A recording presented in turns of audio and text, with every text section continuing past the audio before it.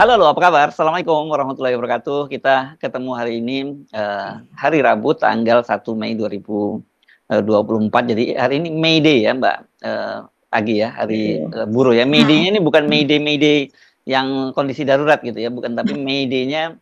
Tapi saya kira May Day-nya juga darurat juga ya buat para buruh sehingga mereka terus kemudian melakukan aksi ya, Mbak Agi ya, sama aja gitu ya. Oke, seperti biasa, Anda kami ajak ngobrol dalam program Off the Record, membaca berita di balik berita, masih terus bersama saya, Hirs Munarif. Dan saya Gibeta senang sekali menjumpai Anda hari ini. Hari ini adalah hari libur, jadi kita mungkin membicarakan yang sesuatu yang apa ya, tren yang terjadi kehidupan Ya. masyarakat ya Mas Hersu. Dan itu mempengaruhi kehidupan kita sebagai bangsa yang katanya menuju ke Indonesia emas. Tapi kalau kondisinya seperti ini, bagaimana cara kita menuju Ya, ke ya, sana? ya, ya. Nah, saya kaget ketika Anda tadi mengirim link berita kepada saya bahwa disebutkan sekarang ini bahwa Indonesia itu berdasarkan kata Pak Menteri Kominfo itu Hmm. peringkat nomor 1 di dunia untuk judi online. Gitu ya, Mbak ya? Gila ya, itu setelah sebelumnya pinjol pada waktu itu ya. Jadi kita pokoknya berkaitan dengan itu pinjol kemarin, bahkan kita ingat ya waktu pinjol sampai kampus besar seperti ITB pun bekerja sama dengan pinjol itu yang menimbulkan geger juga ya. Jadi sekarang ini judi online, gitu ya Mbak Agi? Iya, iya, betul sekali Mas Hersu. Jadi antara judi online dan pinjol ini saling berkaitan Mhm, gitu ya. mhm, mhm. Karena biasanya orang yang melakukan pinjol itu juga orang yang bisa jadi dia juga melakukan judi online. Jadi Iya, karena dia ada. sudah bisa Ada kasusnya modal tuh. begitu. Ya, ada kasusnya dia Iya. gara-gara judi online dia kemudian terlibat dalam pinjol.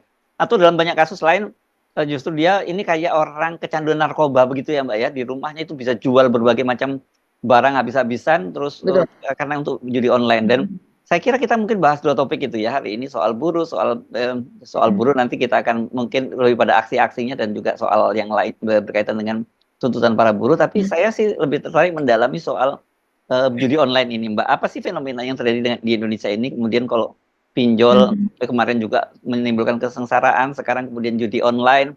Dan Betul. mereka ini rata-rata yang saya juga cukup menarik itu dari sisi para operatornya, Mbak ya.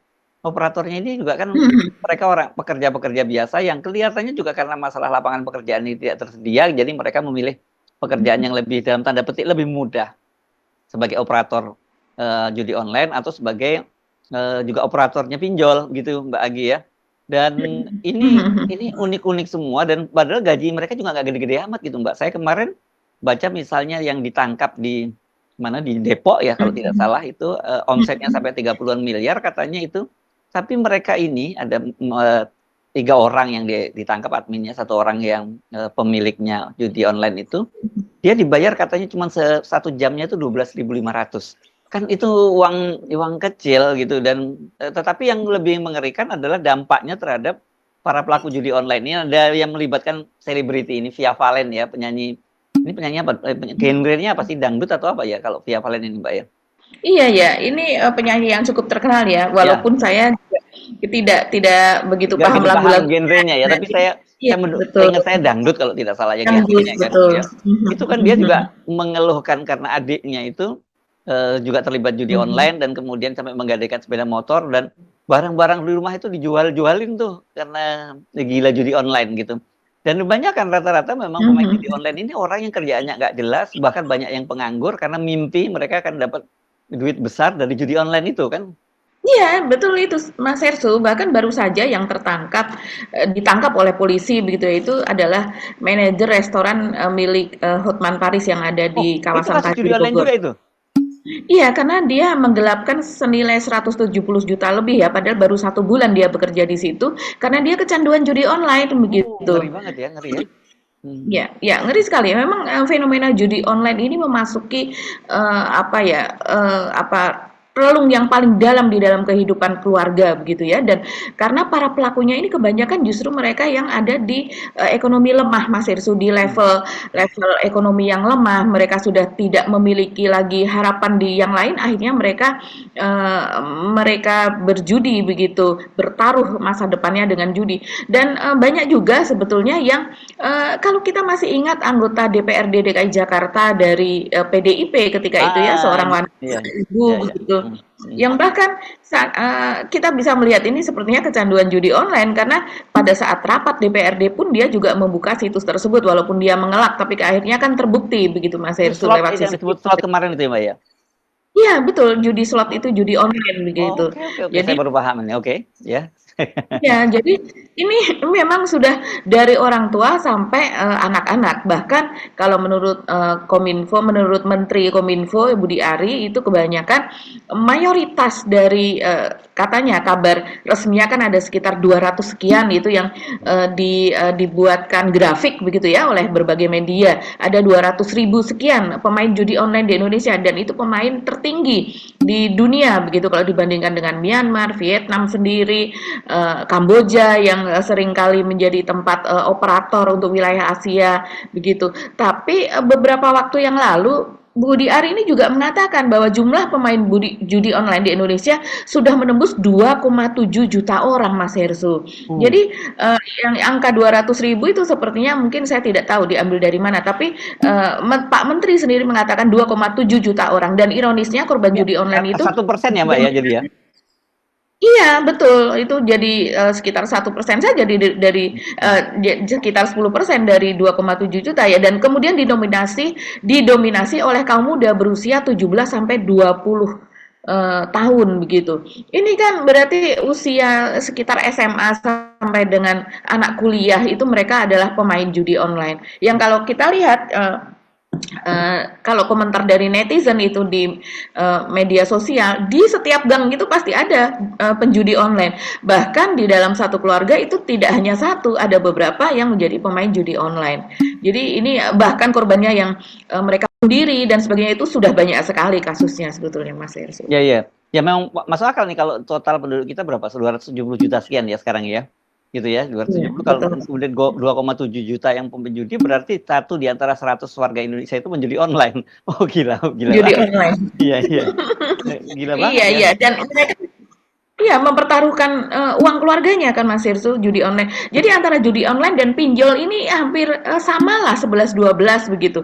Karena saling berkaitan untuk menjadi modal penjudi online itu mereka kalau tidak punya uang, ya mereka dengan mudah mereka bisa pinjam lewat pinjol begitu. Padahal pemain judi online itu jarang yang menang loh Mas Irsu. Ya kita tidak mendapatkan, success story begitu kan, yang dimana pemain judi online kemudian hidupnya bahagia, megah, memiliki rumah yang megah, kendaraan dan sebagainya begitu. Iya, iya, iya. Tapi memang tawaran atau iming-iming dari judul ini dari pengelolanya memang luar biasa Mas Irsu. Jadi misalnya kita atau pemain judi online itu memasang 100.000 begitu ya sebagai Hmm. taruhan, maka di situ ada tawarannya begitu kalau dia berhasil memasangkan sesuatu misalnya ini main Zeus gitu ya, main Zeus atau dewa Zeus di mana nanti kemudian sesudah dia memasang itu dia mencocokkan gambar-gambar yang ada di situ. Nah, gambar ini sudah disetel by system gitu, yang pasti akan sulit untuk menemukan itu. Dan biasanya bahkan saya mendengar cerita juga dari seorang teman,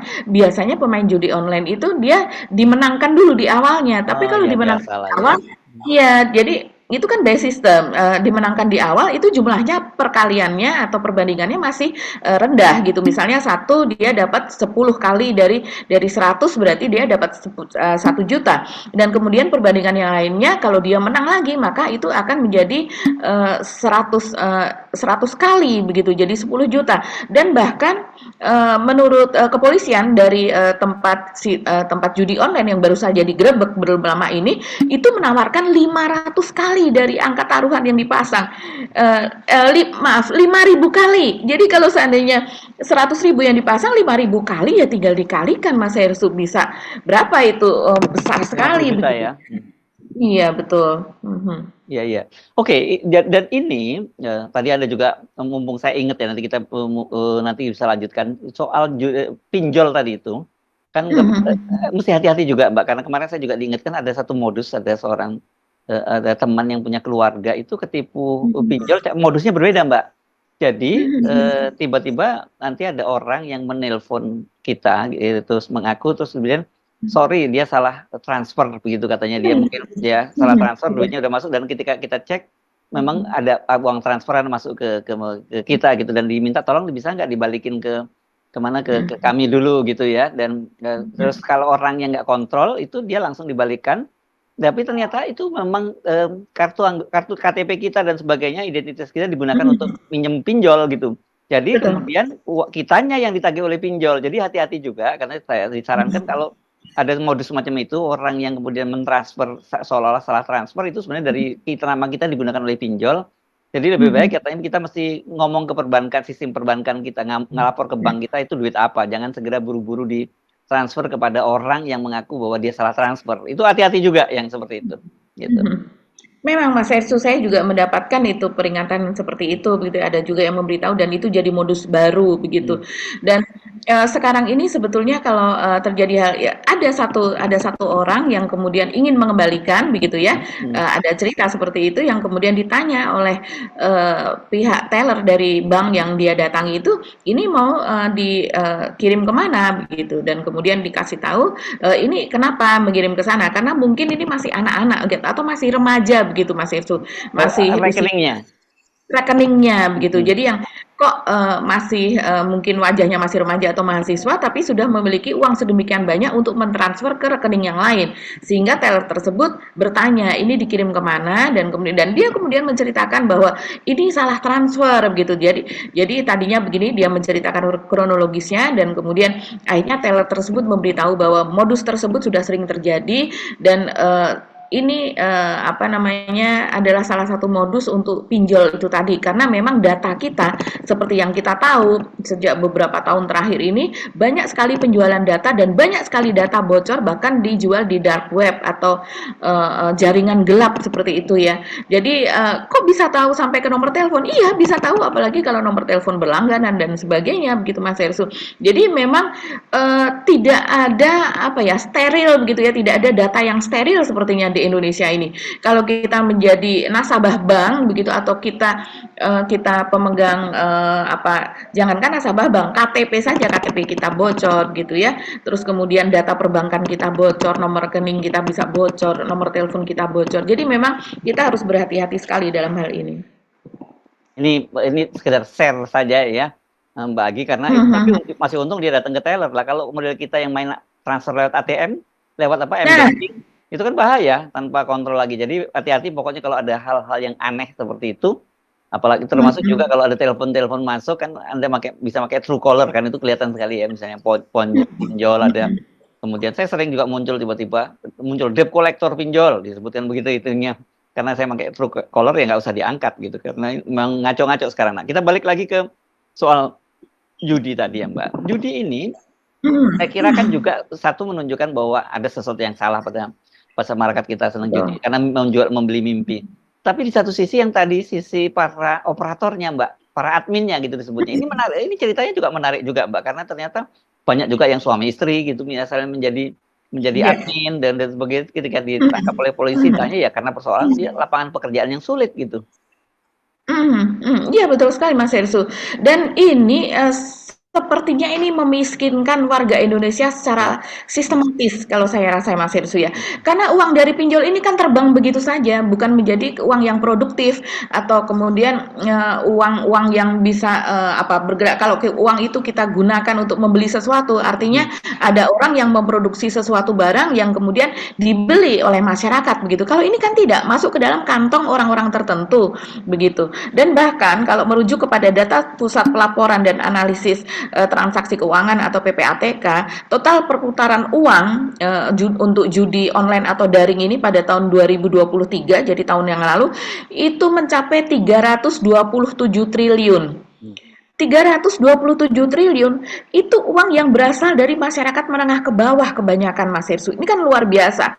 Itu nyaris 10% dari nilai APBN atau anggaran penerimaan dan belanja negara kita. Itu terbuang percuma di wilayah judi online tersebut. Bagaimana tidak menjadi lebih makin miskin masyarakat kita kalau seandainya uangnya dengan berbagai cara mereka menjual, bahkan ada yang menjual rumah, akhirnya mereka yang sudah kecanduan betul ya, menjual kendaraan, terus kemudian dia melakukan pinjaman dengan bunga yang sangat tinggi, bahkan pinjol itu tadi, dan kemudian menyebabkan apa keluarganya berantakan, anaknya menjadi tidak sekolah, begitu kan, lebih mementingkan judi online ketimbang menyekolahkan anak, begitu juga keluarga berantakan, dan terjadi perceraian suami istri dan sebagainya.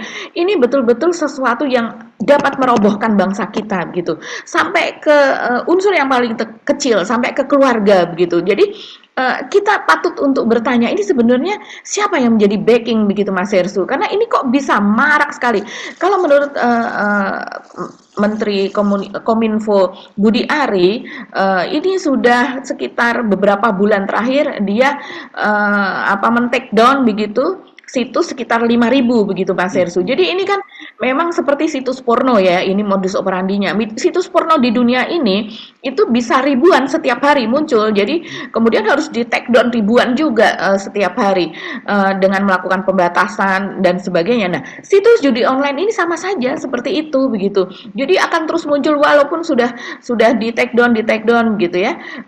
Dan kemudian kita ya patut bertanya Mas Hersu, ini kan sebenarnya komitmen dari Pak Jokowi juga soal judi online ini untuk memberantas judi online, dan bahkan pekan lalu ketika terjadi rapat terbatas begitu ya antara Pak Jokowi, terus kemudian juga mengundang Kapolri, mengundang Jaksa Agung, Menteri Kominfo dan sebagainya, itu kemudian diputuskan akan membentuk Satgas Pemberantasan Judi Online. Ada juga di situ Menko Polhukam yaitu Hadi Cahyanto, dan kabarnya saya dengar mungkin Pak Hadi ini, kalau dulu kan Pak Mahfud gitu ya, yang akan menjadi ketua Satgas Pemberantasan Judi Online tersebut.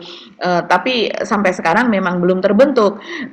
Dan kalau kita masih ingat ya Mas Hersu, janji dari Budi Aris Setiadi sendiri saat dilantik pada tahun lalu bulan Juli 2023 menggantikan menteri sebelumnya yang terlibat korupsi begitu ya, menggantikan Johnny G Plate, itu kan salah satu ketika usai disumpah dia menceritakan kepada wartawan salah satu gitu janji dia, sumpah dia gitu ya, selama masa mungkin hanya sekitar 1,5 tahun dia menjabat, itu adalah memberantas judi online ini begitu.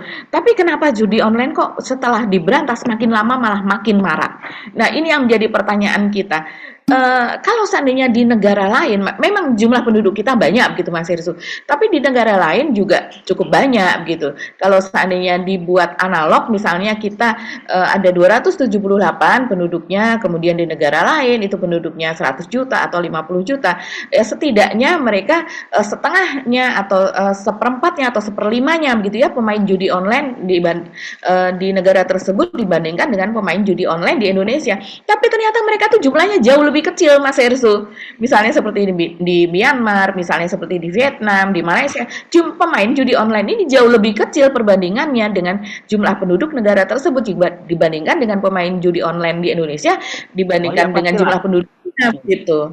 Iya, jadi pemberantasan itu lebih baik begitu ya. Nah, kita kan ingat ya waktu rame-rame kayak tiba-tiba kok jadi lupa Jenderal Sambu ya pada waktu itu kan waktu itu kan dapat julukan dia sebagai Kaisar 303 judi online. 303. Iya, pada waktu itu ya. Itu menarik juga karena waktu itu juga muncul grafik-grafiknya dan sebagainya. Itu saya kira apakah ada kaitannya dengan soal semacam itu juga gitu. Itu kan mafianya saya kira tidak bisa diberantas karena melibatkan para oknum itu sendiri gitu, atau seperti apa gitu Mbak Agi.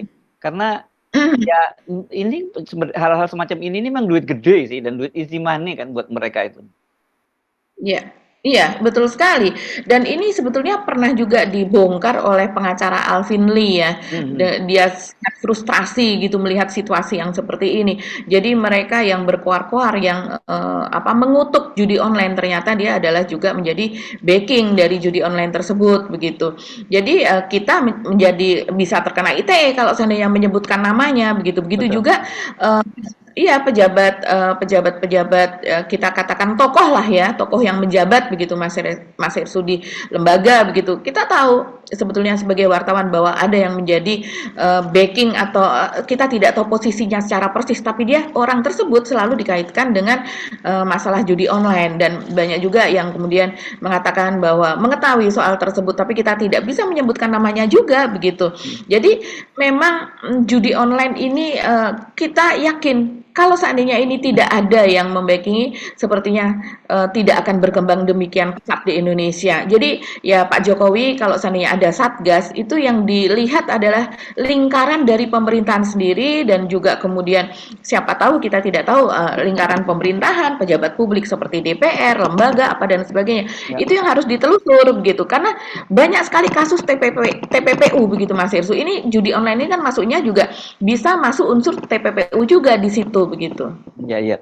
Nah, tadi kalau Anda nyinggung tadi kan soal, saya kan buat saya, kira-kira kita suka membaca juga beberapa anak muda Indonesia ya Mbak, yang kalau nggak salah itu kemudian diiming-imingi kerja di Kamboja dan sebagainya tadi kan, itu ternyata kemudian mereka jadi operator judi online juga ya di sana. Iya iya betul Mas Irsu, saya memiliki pengalaman sendiri tuh soal itu. Yaitu teman dari anak saya ketika dia SMA. Jadi sekitar 2-3 tahun yang lalu begitu ya, ketika lulus SMA dia keluarganya broken home, dia tidak bisa melanjutkan begitu. Memang sudah ada sejarahnya ketika dia SMA pun dia nyambi menjadi operator judi online. Jadi menjadi adminnya dia bilang.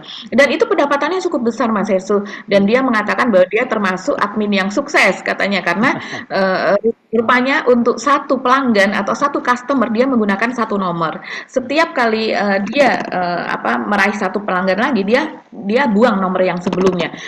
Saya pernah bertanya, apa nggak sayang nomor itu? Nomor itu harganya beli nomor cuma berapa dibandingkan dengan keuntungan dari judi online.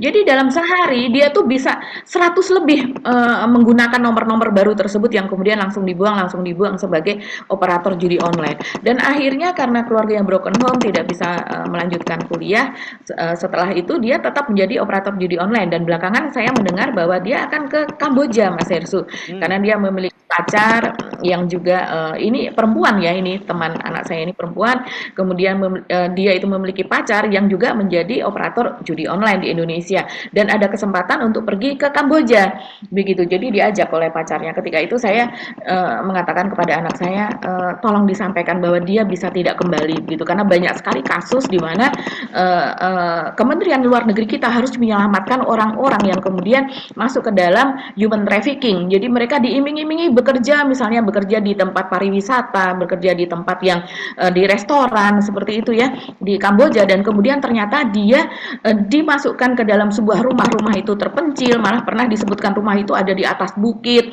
begitu ya, tidak bisa diakses, ada penjagaan sangat ketat, dan kemudian ternyata di sana dijadikan operator judi online begitu.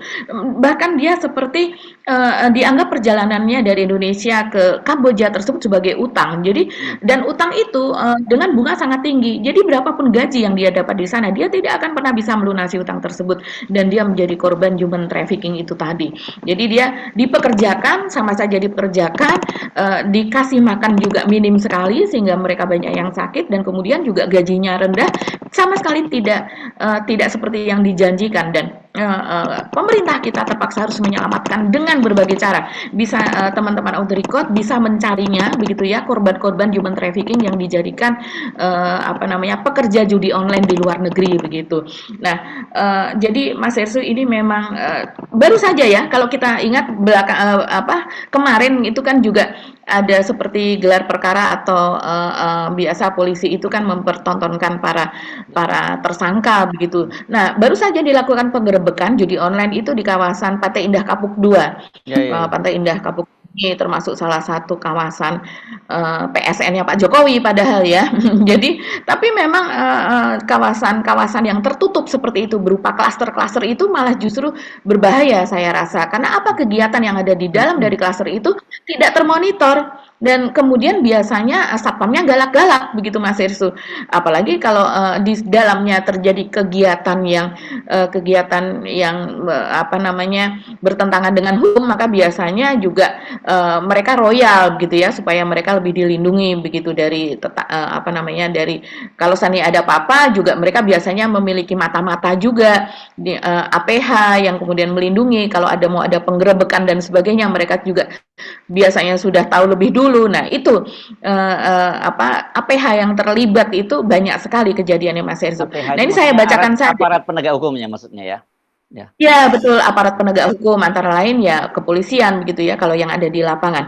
Nah, ini yang baru saja digerebek ini Mas Hersu itu adalah judi online dengan website namanya Cuaca 77. itu di klaster Dallas 7, nomor 9, Pantai Indah Kapuk 2, Kelurahan Tanjung Burung, Kecamatan Teluk Naga, Kabupaten Tangerang.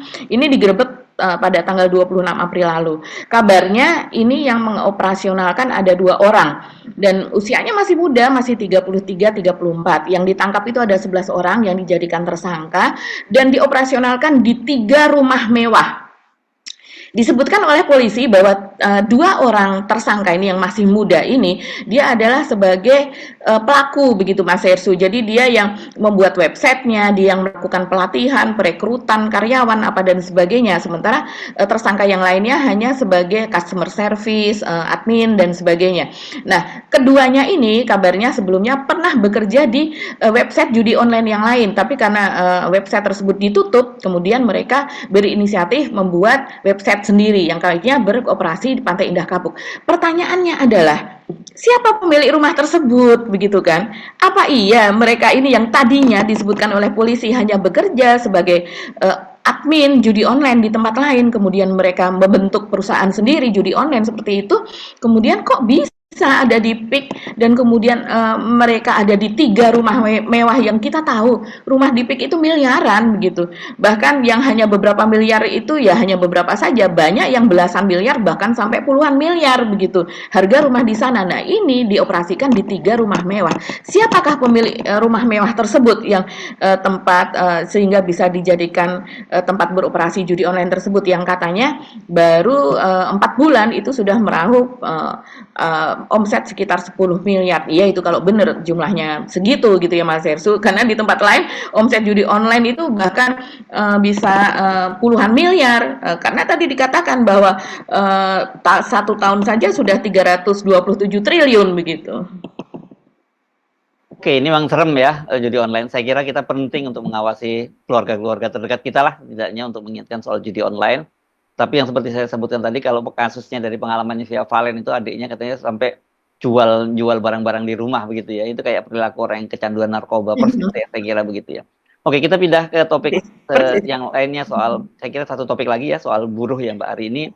Buruh ini kan ini dari tahun ke tahun kita selalu menghadapi situasi semacam ini. Selalu setiap kali tanggal 1 Mei buruh itu berunjuk rasa, tapi kendati unjuk rasa itu dilakukan secara besar-besaran di berbagai wilayah di Indonesia, tapi hasilnya tetap aja seperti itu. Termasuk dulu ketika mereka itu kan besar-besaran melakukan unjuk rasa itu kan soal Omnibus Law ya. Dan sampai sekarang juga Omnibus Law itu juga disahkan oleh pemerintah dan ya memang kelihatan sekali walaupun posisi tawar para buruh ini sangat rendah di Indonesia dan sementara posisi tawar para pemilik modal itu oligarki itu memang sangat kuat sekali ya. Kita sebenarnya tidak ingin membuat dikotomi antara pengusaha dan pengusaha itu, antara pengusaha dan para pekerja, karena sebenarnya mereka ini kan harusnya semacam simbiosis gitu ya Mbak Agi ya. Tapi di Indonesia realitasnya itu tidak seperti itu gitu ya. Karena satu memang banyak saya dengar dari pengusaha sendiri yang merasa mereka itu mengeluhkan bahwa di Indonesia itu aturannya nggak jelas, kemudian terlalu banyak under table money. Sementara buruhnya juga banyak menuntut. Tapi mereka bilang sebenarnya kalau dari sisi kejahatan buruh, kalau saja tidak banyak under table money, tidak banyak dana-dana siluman seperti itu, ya mereka bisa mensejahterakan buruh. Tapi sebaliknya kita tahu juga banyak sekali memang pengusaha-pengusaha yang nakal, yang memang mereka bermain dengan kekuasaan gitu. Karena bisnis-bisnis mereka itu karena bisnis konsesi dari penguasa. Ya jadi ya mereka ini yang disebut pengusaha hitam itu di Indonesia. Jadi memang ini dilema yang saya kira luar biasa dan saya kira akan terus-menerus selama kebijakan pemerintah masih seperti sekarang ini. Gitu. Iya, betul sekali ya Mas Hersu. Jadi memang ini seperti bulat begitu ya, seperti lingkaran setan begitu. Jadi iya kabarnya hari ini mungkin kita nanti akan bisa ketahui kalau sampai sore begitu ya, bahkan mungkin bisa jadi sampai malam biasanya kalau demo hari buruh begitu ya. Kabarnya ada sekitar 50.000 begitu ya yang akan datang ke Jakarta di sekitar Jabodetabek dan juga wilayah lain begitu yang mereka akan mengepung istana istilahnya demikian dan ribuan polisi sudah disiapkan. Nah, kalau dan saya rasa salah satu topik yang paling kuat itu adalah soal Omnibus Law yang mereka mengatakan bahwa ingin agar di take down atau setidaknya diperbaiki lagi begitu ya, direvisi. undang-undang banyak sekali yang ada di dalam Omnibus Law yang jumlahnya ada ribuan tersebut. Tapi memang gimana Mas Hersu, karena visi misi dari diterbitkannya Omnibus Law itu sendiri sebetulnya sudah Jelas. tidak apa ya, ini tidak jelas, bukan untuk mensejahterakan buruh Indonesia, tapi bagaimana caranya supaya mendatangkan investasi secepat-cepatnya, sebanyak-banyaknya, begitu. Jadi banyak sekali aturan yang ditabrak. Nah, salah satu contohnya saja seperti yang kemarin terjadi, yang di mana Menteri Perdagangan Zulkifli Hasan melakukan sidak di Banten, begitu ya, dan kemudian dia menemukan dan menyita begitu, menyita ribuan besi, beton, banci atau palsu atau ilegal begitu ya, yang kemudian itu disita untuk dilebur karena ternyata spesifikasinya tidak sesuai dengan standar nasional Indonesia atau SNI begitu, yang dapat mengakibatkan bangunan itu rubuh kalau seandainya menggunakan besi beton yang diproduksi oleh perusahaan-perusahaan Cina tersebut. Jadi di Indonesia ada sekitar 40 perusahaan, bayangkan. Dan Pak Zulkifli Hasan mengatakan bahwa demi investasi mereka masuk. Padahal teknologi mereka sudah tidak boleh digunakan di negara lain. Jadi bahkan di Tiongkok sendiri, di Cina sendiri, teknologi induksi yang mereka gunakan yang menghasilkan polusi yang sangat besar karena penggunaan listrik yang sangat besar, yang otomatis juga penggunaan batu bara yang sangat besar, itu menghasilkan polusi yang sangat tinggi begitu, sehingga di Cina berdasarkan peraturan Cina mereka sudah tidak bisa beroperasi lagi karena sangat membahayakan manusia yang ada di sekitarnya maupun pelaku bisnisnya gitu, pekerja mereka sendiri. Nah, mereka kemudian merelokasi ke Indonesia. Di Indonesia aturannya juga sama sebetulnya begitu ya. Mereka yang pabrik-pabrik yang menghasilkan polusi yang sangat tinggi itu kan ada aturan ambang batasnya begitu. Polutan itu ada aturan ambang batasnya, tapi ternyata atas nama investasi mereka dapat beroperasi di sini. Ini kan mengerikan Mas Hersu, kalau segala sesuatu atas nama investasi yang apa betul iya investasi mereka akan mensejahterakan kita. Ternyata malah membahayakan menurut Zulhas. Ya. Zulhas mengatakan ini berbahaya untuk manusia begitu. Iya. Aneh kalau atas nama investasi mereka dapat masuk, padahal membahayakan manusia, membahayakan lingkungan, membahayakan masa depan kita, membahayakan anak-anak kita, membahayakan rencana Indonesia Emas 2045 Ya. begitu. Jadi memang kita seperti judi online, pinjol itu kan membahayakan sekali. Gimana kita bisa mencapai itu? Sementara Pak Jokowi sendiri setelah kita menjadi pemain judi online terbesar di dunia, baru mau membentuk Satgas. Ya selama ini sibuk saja dengan IKN-nya begitu. Ya. Jadi IKN dengan investasi yang sedemikian besar itu berdampak apa sih kepada ribuan manusia atau jutaan manusia Indonesia begitu. Ya. Sementara di tempat lain justru jutaan itu yang kehidupannya, kesejahteraannya ter-take down gitu. Terperosok, terpuruk begitu. Yes, saya kira memang itu problem serius. Tapi ya kita mesti dorong terus teman-teman. Kita mesti support teman-teman buruh ya. Jangan pernah lelah untuk memperjuangkan hak-haknya. Kita tahu bahwa seolah-olah Anda seperti berteriak di gurun Sahara atau seperti peribahasa anjing menggonggong, penguasa berlalu begitu. Tapi saya kira memang tidak perlu boleh didiamkan terus berlanjut gitu. Dan di Indonesia itu memang problemnya kan sekarang itu para penguasa itu sekarang sudah dikendalikan oleh para pengusaha. Itu yang jadi problem serius juga ya. Dan saya kira makin ini membuat perjuangan para buruh ini makin berat Mbak Agi ya, karena dia dengan mudah para pengusaha ini minta backup dari penguasa, dan kemudian kalau memang ada aturannya yang merugikan mereka ya diubah, kalau enggak ada aturannya dibuat.